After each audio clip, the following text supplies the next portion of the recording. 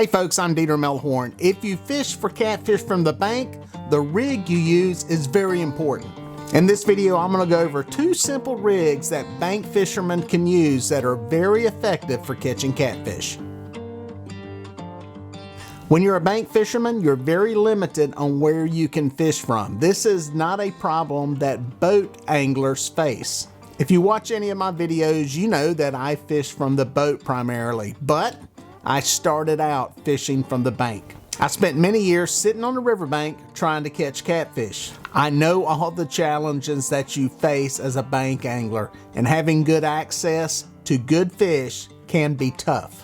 One of the biggest challenges is being able to put the baits in front of fish that are feeding. And many times this means having the ability to cast a long way.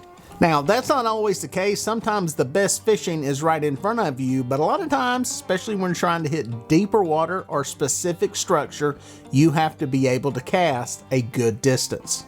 Some rigs cast better than others, especially when you're using bigger baits. So in this video, we're going to talk about a couple of them, some of the advantages and disadvantages to each. The first one I'm going to go over is probably one of the most popular fishing rigs out there for saltwater or freshwater. It's called the fish finder rig, or also the Carolina rig. This rig can be used for a variety of fish in freshwater or saltwater, and with a few minor modifications in hook size and sinker size, you can catch anything from small fish to giant fish. The rig is fairly simple, and you've probably seen it before. It consists of an egg sinker that slides up and down your main line. Your main line is then tied to a swivel on one end. On the other end of that swivel, your leader material is tied on. Down the leader is your hook. Now, the variables in the Carolina or fish finder rig are the sinker, the size of your leader line, the size of your hook, and the size of your swivel. Leader line generally is anywhere from 12 to 18 inches in length. It can be made of fluorocarbon or monofilament line, and it's generally clear. The one thing you want to avoid is braid. Braid makes a very poor leader material because it is not resistant to abrasion. Now, if you're fishing in an area with smaller catfish, say bullheads or channel catfish, 20 to 30 pound line is all you need as leader material. If you are fishing in areas that holds bigger fish, go with something in the 50 to 60 pound range. This size line will provide plenty of abrasion resistance against the bristles in a catfish's mouth. Again, this leader material is going to tie onto a swivel. At the other end of the swivel is going to be your main line. The only knot you need to use here is a very simple improved clinch knot. There are various other knots out there you can try, but for a beginner, the improved clinch knot is all you need to tie these 2 lines to that swivel. Now, as for the sinker that is on your main line, that is going to vary in size depending on how far you're casting and whether you're in current. Now, as far as weight goes, generally speaking, go with the lightest weight possible to maintain bottom contact. If you're in very little current, you may be able to get away with a 1 ounce sinker.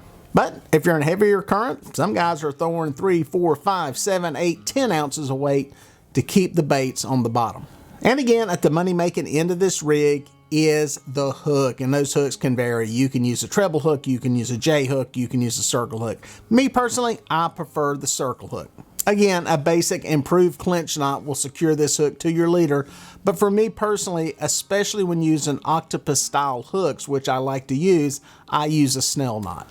The whole idea behind the design of this rig is it allows your line to move through the sinker, through the weight, through the resistance, so that the fish does not feel that when it first picks up the bait. This is probably one of the most all-around good rigs to use no matter what you're fishing for. The one downside of this rig is casting distance with large baits. This is especially important for you guys bank fishing. When you are trying to cast a large bait a long distance, a lot of times that bait will outrun the sinker when you're casting it. Basically, your heavy bait out accelerates your sinker, and this puts your sinker further back down your line. In some cases, your sinker can hit the water 20 to 30 feet from where your bait is. For some folks, this is good and this is okay. For others, depending on what you're trying to do, this can be a problem. This action can also decrease your casting distance because it creates somewhat of a whipping action with all this line and sinkers and weight flying through the air. There are really two solutions to solve this problem. The biggest is shortening up your leader length. Longer leaders do worse. Shortening that leader up to 12 inches or less will help keep the sinker closer to the large bait. One other option is my next rig, and that's called a knocker rig. This rig is very popular in saltwater fishing for folks that are bottom fishing around wrecks and reefs.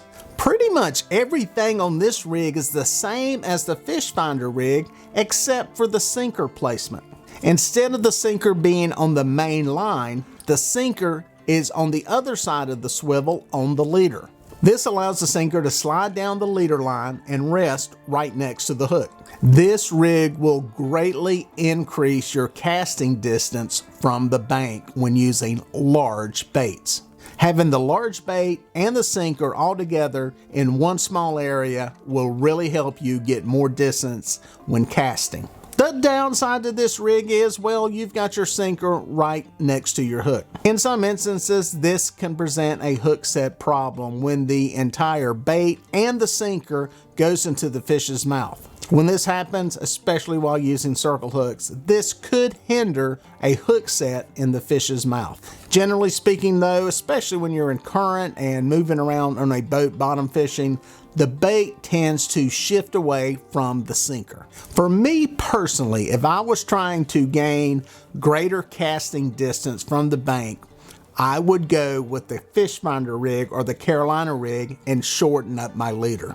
I don't really believe that that distance from the sinker to the hook is that big of a deal when it comes to avoiding abrasion resistance or spooking the fish. My advice to you is, depending on where you fish and how you fish, try out both rigs for a while and see how they work for you. If it's legal to use two rods where you're fishing, try out both of these rigs side by side over multiple trips and see if there are any benefits, advantages, or disadvantages to either one.